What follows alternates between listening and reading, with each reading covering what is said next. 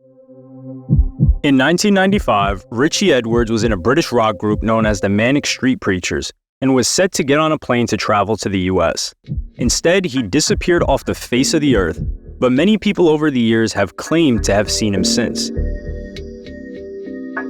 The Manic Street Preachers was formed by friends from the mining village of Blackwood in Wales. The group allegedly got its name when their singer, James Dean Bradfield, was busking on the street when a passerby heckled him and said, "What are you, boyo? Some kind of manic street preacher?" They're usually called the Manics for short. In 1989, one band member left the group, so they invited their roadie and friend, Richie Edwards, to join. Edwards had little or no musical talent, but his looks and charisma more than made up for this. In the earlier gigs, he even mimed guitar parts and sometimes had his amp turned down. As time went on, he contributed to the band's music by writing lyrics with their chief songwriter and bassist, Nicky Wire. Richie also became the spokesperson for the band and often did interviews on behalf of the band. In May of 1991, he did a now infamous interview with Steve Lamacq from the magazine NME. Lamacq had allegedly said to him, "You know, I just don't think a lot of people would think you're for real." And Richie's response to this was insane. In the autobiography, Lamacq's, he wrote, "After a post-gig interview in which we discussed both their methods and their merits, guitarist Richie Edwards invited me backstage for a final word. Edwards, while still talking, then cut for real into his arm with a razor blade. By the end, the conversation was going around in circles and Richie's arm was beginning to look uncomfortably gory. The blood from the first cut had started to trickle down his arm the moment he'd finished it. Until I saw photos the next day, I didn't know what he'd written because it was obscured by blood." Edwards co-wrote most of the songs for their 1992 album Gold Against the Soul alongside Nicky Wire. Their follow-up album in 1994 was called Holy Bible, and Richie wrote 70 to 75% of the album's lyrics. The lyrics focused on some of the mental health issues that Edwards was dealing with at the time, including depression and self-harm, as well as the often overlooked issue of anorexia in men. The other band members saw the lyrics as an exaggeration or him simply venting his emotions, but they were much more sincere than they had thought. According to the singer James Dean Bradfield, who had to sing his lyrics on stage, "I thought he was being a bit more vicarious about it all than he was. I didn't assume it was all about him.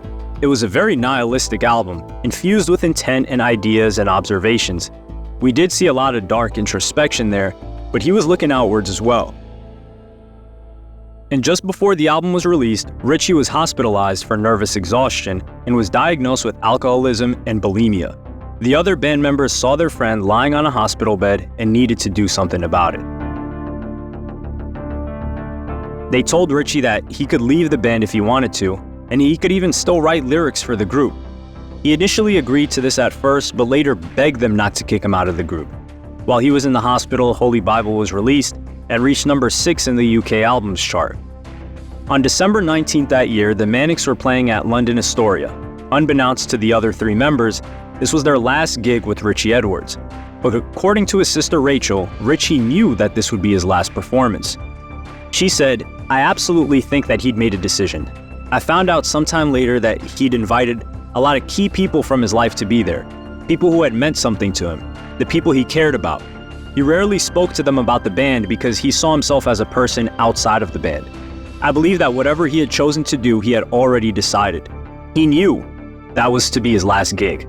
I'd already seen him on that tour just a few days earlier, so the fact he'd invited himself and all of those people to that one gig speaks volumes now. If I'd only known that then, what he had decided, I don't know, but he had decided." 3 months later, Richie would have his final conversation with a member of his family. The band were staying over in London and were about to embark on a tour in the US. Richie decided to ring his mother and told her that he was dreading this trip to America. Rachel recalls, "He rang my mom that evening and told her he didn't want to go to America. It was the last conversation she had with Richard, but she never picked up on anything being seriously wrong." Richie and James were hanging out that day and discussing songs that they wanted to use for their next album. When they both returned to their adjoining hotel rooms at the London Embassy Hotel, they made plans to meet up later that evening. Richie changed his mind about this and decided to have a quiet night instead. This would be the last contact that Richie had with any member of the Manics. The next day, James knocked on Richie's hotel door. There was no sign of him, and given his recent mental health problems, he feared the worst. He got a hotel staff member to access the room, and Richie was not inside. Instead, there were 20 sheets of song lyrics for the band to use. Down at the hotel reception, it was revealed that Richie had checked out of the hotel at 7 a.m.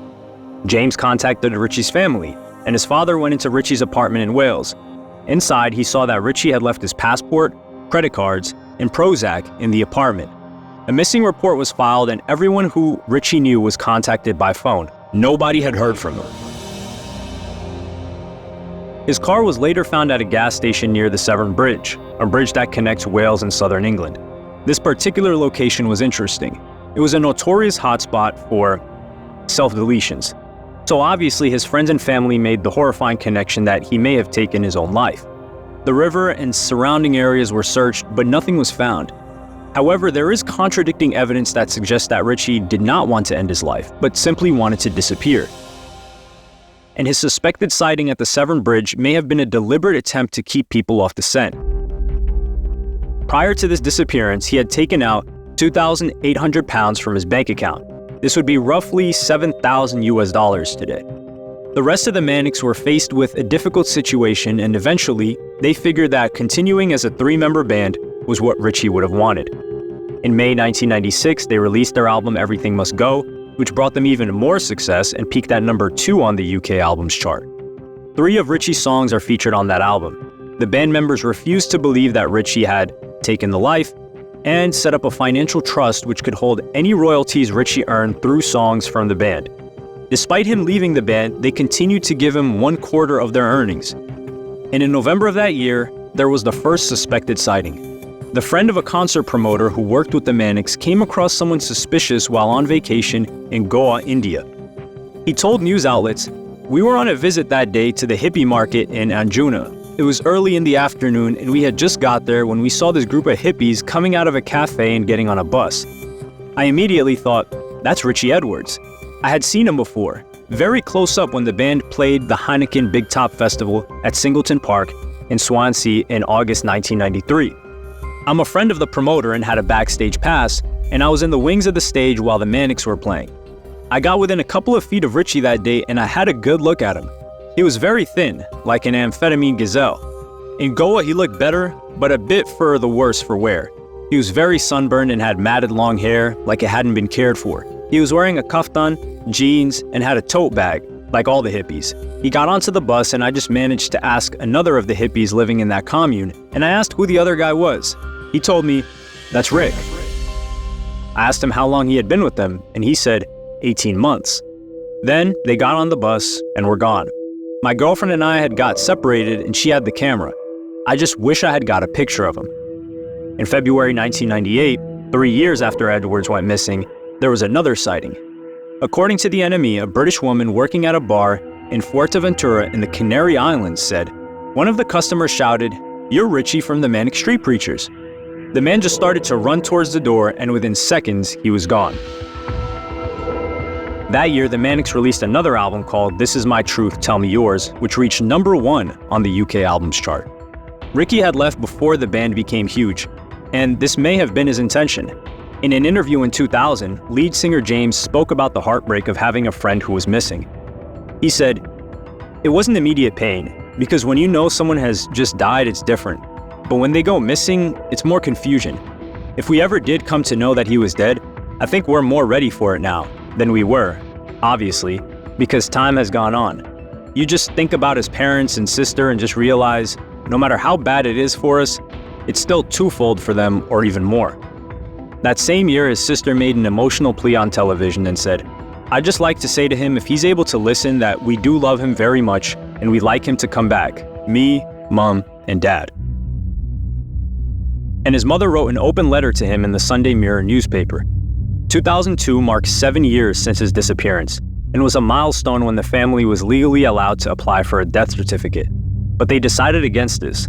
That same year, a fisherman in the Severn River spotted a size 8 shoe, which was the same shoe size as Richie. This made the headlines until it became clear that the shoe was manufactured in 2001. Also that year, Simon Price, a journalist who had written a book about the Manics in 1999, made the news. He told media outlets that the book had been heavily revised since he wrote it and urged people not to buy it anymore. In this book, Price was heavily critical of the police and their handling of the investigation. Because the publisher was faced with legal action from the police, they heavily edited the book. According to Price, we're talking about a crucial section in a pivotal chapter. No other Mannix biographer has taken the trouble to go beyond the press cuttings and do this kind of journalistic research into Richie's disappearance. It's a much weaker chapter without it. They've butchered it. Towards the latter end of the 2000s, both the Mannix and Richie's family received no closure on Richie's disappearance. So they decided to create their own closure and took some tough decisions they had put off for years. In 2008, Richie was pronounced legally dead through a court order made by his parents. A year later, the Mannix released Journal for Plague Lovers, an entire album made of the lyrics Richie left over. This, it would seem, meant that it was time to move on, and Richie, whether he was alive or not, was not coming back. But 10 years later, more evidence surfaced. In a book written in cooperation with Richie's sister, there are more and more details to suggest that his death was fake, a lot of which wasn't new, but was now in the public domain. Firstly, Richie had an uncle who isolated himself and lived off the grid in Texas for years, something which fascinated Richie when he was growing up. Richie also had books on the subject of disappearing and admired authors like J.D. Salinger, who vanished too. After his death, it transpired that Richie lent a friend a copy of the book Novel with Cocaine, which was written by Mark Levi, an author who had also disappeared. One particular bombshell is when Richie was just 13 years old, he wrote a story about someone disappearing around the Severn Bridge. But the biggest mystery of all is a woman named Vivian. She's believed to be the last person Richie was in contact with before his disappearance. When Richie told James that he didn't want to hang out and wanted a quiet night, he was apparently not alone and was with Vivian. This woman has never been seen since, either.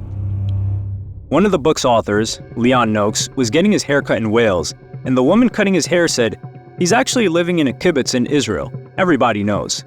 Noakes' co-author, Sarah Hawes Roberts, said, "We gave this theory no particular credence until Rachel raised the same idea.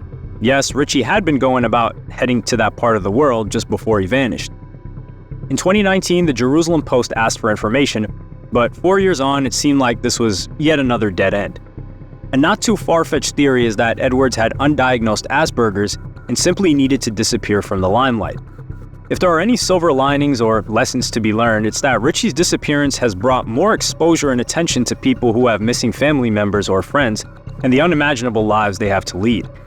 The portrayal of Richie in popular culture back in the 90s is also something that has been heavily criticized since. He was depicted as a, quote, tortured artist or eccentric rock star, when the reality was that he was a vulnerable young man with serious mental health issues. Music photographer Kevin Cummins recalls a moment when he was getting Richie to pose for a photograph and he just burst into tears. Cummins has since said, "I felt guilty. I felt like I was intruding on a part of his life that was no business of mine." The truth is, though, that we exploit our rock and roll stars. We want excessive behavior, we live our lives vicariously via theirs, until it all goes wrong. Make sure to subscribe for more.